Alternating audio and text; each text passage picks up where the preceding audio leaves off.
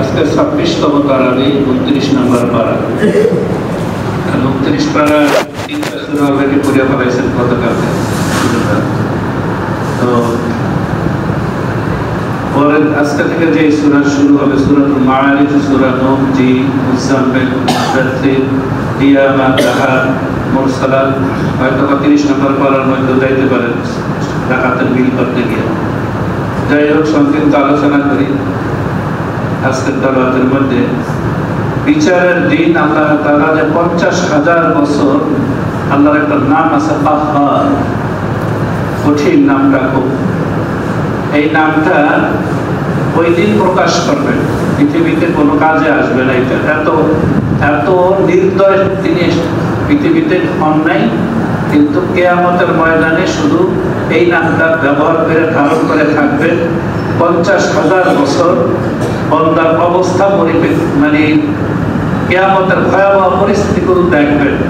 ওই দিন আল্লাহ তাআলার আরশে আজিমের ছায়া ছাড়া কোনো ছায়া থাকবে না। ওইখানে 7 শ্রেণীর লোক স্থান পাবে, বাকিদের হাই হুতাশ, কি অবস্থা, বিচারই করবেন না। 50,000 বছর পরে বিশাল আলোচনা, সেটা সেই কথা আজকে এই সূরা তেলাওয়াতের মধ্যে আসছে। কিন্তু হাদিস শরীফের মধ্যে আসছে এই 50,000 বছর একজন মুমিন ব্যক্তির জন্য কতটুকু সময় যাবে জানেন?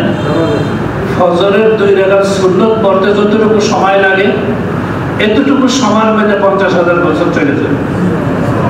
বাকি যারা মুমিন না, আমাদের মতো দুর্বল ঈমান, আল্লাহ মাফ করুক, তাদের যার ঈমানের হালত, আমলের হালত যত কম, সে এটাকে ভোগ করতে থাকবে তত বেশি। আল্লাহ মাফ করে সবাইকে।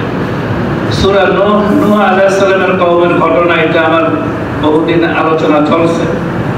এই খুব আজীব ঘটনা নূহ আলাইহিস সালামের, সেই কথা আছে সূরা নূহের মধ্যে। সূরা জিনদের শানে আল্লাহ তাআলা সূরা নাযিল করছেন।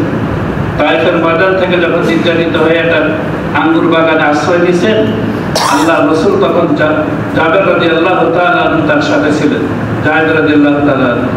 তখন 9 জন জিন ওইখান দিয়ে যাইতেছে। ওই রাসূলের হালত যেখানে অবস্থায় যাইতেছেন না, ওইখানে তারা 9 জন জিন সর্বপ্রথম ইসলাম গ্রহণ করে। এরপরে তারা তাদের কওমের কাছে যায় দাওয়াত দিতে দিতে আজকে যারা মুসলমান জিন আছে পৃথিবীতে, ওইখান থেকে শুরু। সূরা কিয়ামত পরকালের অবিশ্বাসীদের সুপারিশ ও সন্দেহের জবাব দিয়েছেন সূরা কিয়ামতের মধ্যে। এখানে অনেক কথা আছে। সূরা তাহা, এর আরেকটা নাম সূরা ইনসান, আরেকটা নাম আবরার। এটা মানব সৃষ্টির আদি অন্ত কর্মের প্রতিদান ও শাস্তি, কিয়ামত, জান্নাত, জাহান্নামের বিশেষ বিশেষ অবস্থার আলোচনা করেছেন। সূরা মুরসালাত কিয়ামতের বিভীষিকাময় পরিস্থিতি সম্পর্কে আলোচনা করছেন।